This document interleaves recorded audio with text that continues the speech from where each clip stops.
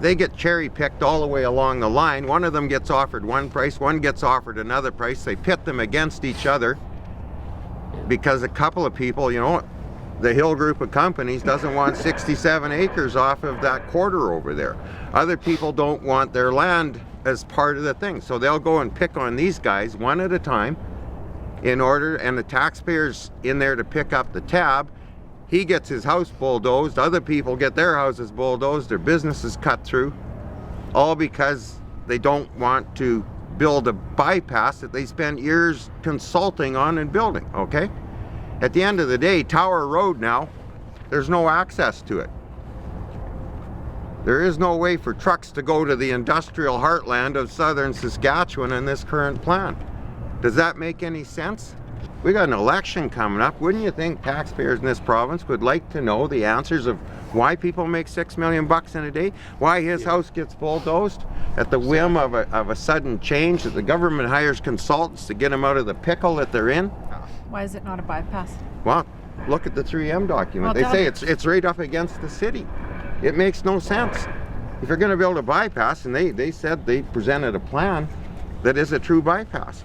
So we're into this whole thing for what? Saskatchewan jobs? Saskatchewan manufacturing? No. It looks like we're into a $2 billion project because the federal government put out an ideological carrot. The Saskatchewan government bit hook, line, and sinker on $200 million. $200 million will not build this pile of dirt that's out here behind us. That's one overpass out of 14. That's the federal government share in this thing, okay? We're on the hook for the rest of it. To do what? Bulldoze his house? Take away their frontage? Bring cars around to some developer's property? Yeah. I would have thought if this thing was that crucial, that those bypasses on the east end, okay, where people have been killed on this highway, would have been the first work that would have been done. Not this thing. Absolutely. There's never been an accident here, to my knowledge. There's been accidents at White City. There's been accidents in Balgony. If the taxpayer needed to get at it, if we needed to go into debt like we did last spring, I think it would be really appropriate, given where we are, that yes, until we have a judicial inquiry in here, we got an awful pile of money that seems to be spent for what?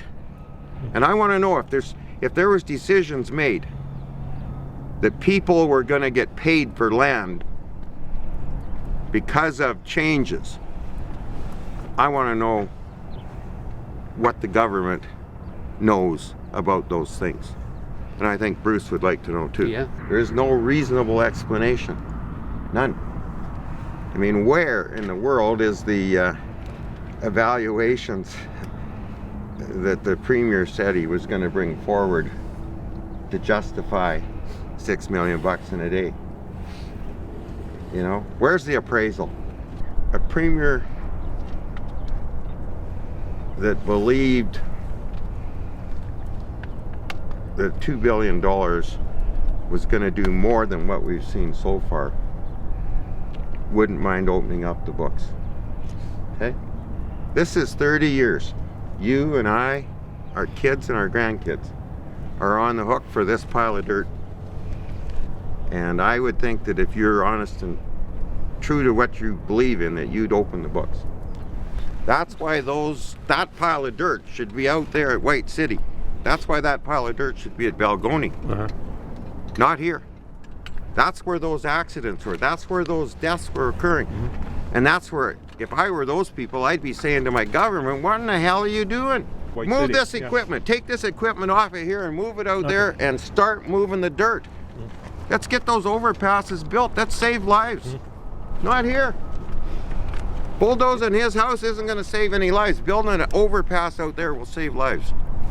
What the heck's going on? Thank you, guys. Thank you.